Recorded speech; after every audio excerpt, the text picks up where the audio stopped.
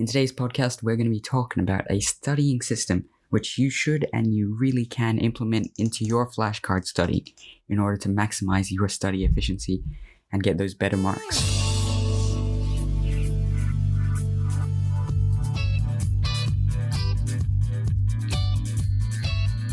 Hello and welcome to the Daniel Stevens podcast, where we talk about study tips, productivity, and lifestyle in general.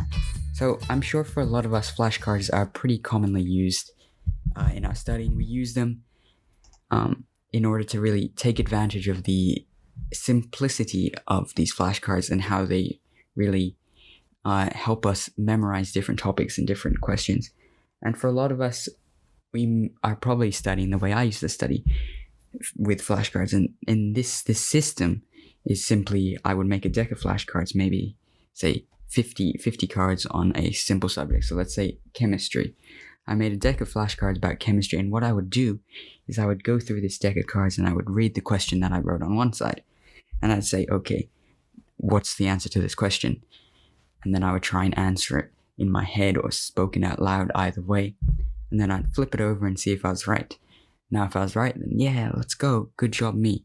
And if I was wrong, I would simply read it over again, try and internalize the answer, and then I'd put it back at the bottom of the deck, and I just keep on going through this big deck of cards.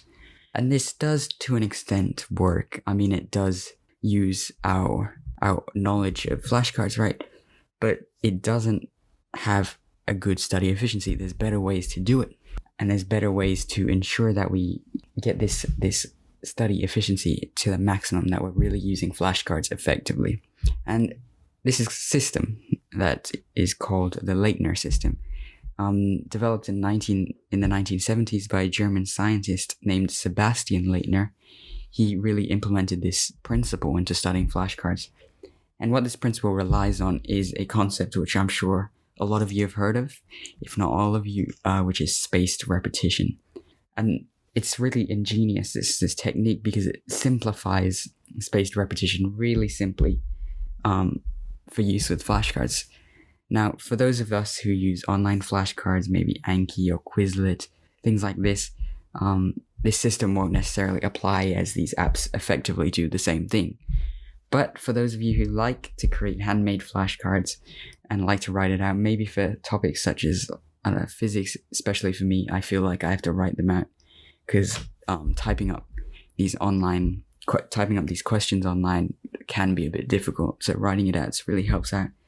So if you do have some handmade flashcards, then this is definitely a very effective way to increase your efficiency and to improve your exam performance. So what exactly is this system? Well, it's a way of applying spaced repetitions to flashcards in a simple way. And the way they do this, the way Leitner does this, is it's split up into different boxes. So you create a certain amount of boxes. For this example, we're going to say, let's create 5 different boxes. And now in your studying, obviously, they don't have to be actual boxes. The way I do it, I break it up into different groups with simply just a card and a little post-it note on the top, which is labeled either box 1, box 2, box 3, so on. So what happens is these boxes relate to different stages of memorization. So to start with, we put all the flashcards that we've made for whatever subject in box 1.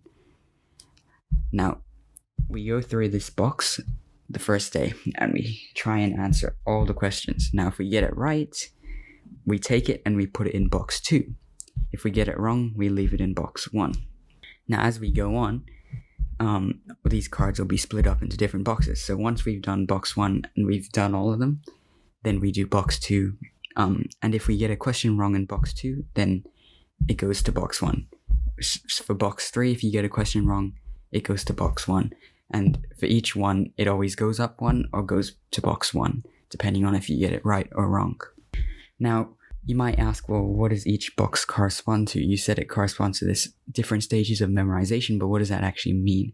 Well, obviously, as you get more and more right, they will go up the box level. So therefore, it seems, and it would be the way, that the higher the box, the more you have memorized the information, the more confident you are with this information.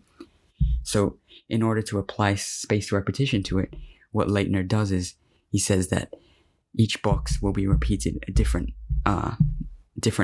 amount of time. So as each box goes up, it's repeated over more extended time. So maybe that was a bit confusing to understand, so I'll just give you an example. So the first box, for example, will be repeated every day. So I'll repeat this first box every day. Now then the second box is repeated every 2 days. So every 2 days I'll come back to that second box and repeat it. Every day I repeat the first box. Then every 4 days I repeat the third box. 5 days I repeat every week. And the final box I repeat every 2 weeks.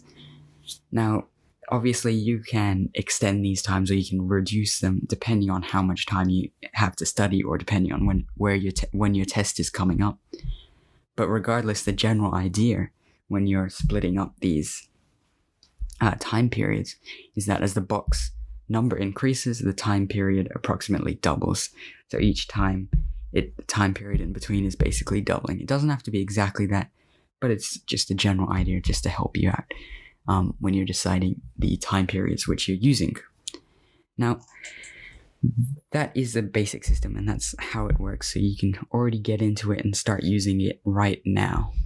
But there are many varieties which you can apply to fit your studying to fit your studying a little bit better and to really suit you. So for a couple of examples, as I mentioned before, the time period can be adjusted, but also a few other parts of the system.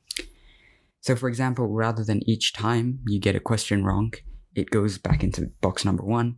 You can say, if I get a question wrong, it just moves back 1 box.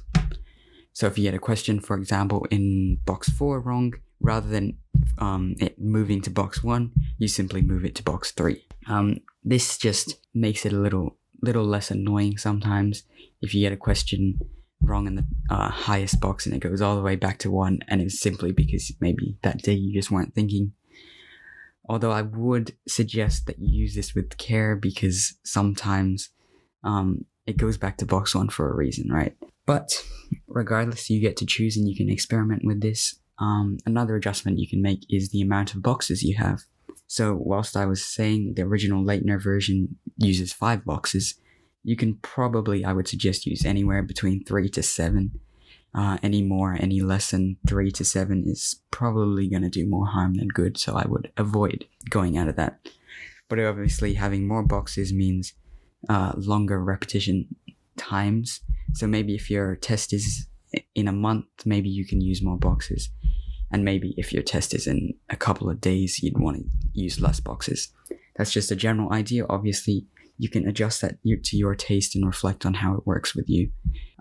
So another addition, we've got another one, is you can have this thing called a retired box. And I actually read about this one on one of these sites. I think it was from Jesse Whelan, I'm pretty sure. But this is basically having a box at the end, which rather than reviewing on a specific time, so rather than say reviewing every fortnight, this box is called the retired box. So you simply retire the card. Once it reaches that stage, you just retire the card. And what this means is that cards in this section will simply only be reviewed again right before the test. So rather than reviewing it every 2 weeks, they go into the retired section. And when the test is coming up the next day, maybe you say, okay, I'm going to go through the retired cards section right now. However, this can be, to an extent, a bit risky, as you may forget about these cards if the test is a bit too far away. So this situation of the retired cards can be a bit more applicable if you're in a busy situation where your study time is really limited and the test is relatively near. So those are some ideas of how to adjust the Leitner strategy to your flashcards and how to really implement it to benefit you the most and improve your study efficiency the most. Just some brief explanation on exactly why this works. If you haven't already heard, it's spaced repetition, and just a brief explanation of how the Leitner system applies to spaced repetition is that spaced repetition is a way of describing the process of dividing work into time periods in order to combat our forgetfulness over time. So in order to cement this memory within our minds, we review each of the difficult topics again over a certain period of time. Now, the more we know the idea, the more we really feel confident with this idea, the longer we can take to review the topic.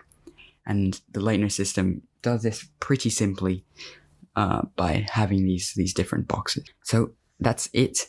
Simple yet effective way of using your flashcards which you have made, and hopefully you've learned something which you can apply to your study to improve your study efficiency and raise your marks. Thank you for listening. Tune into the Daniel Stevens Show next time for some more study tips, productivity, and lifestyle information. Thank you for watching. Bye.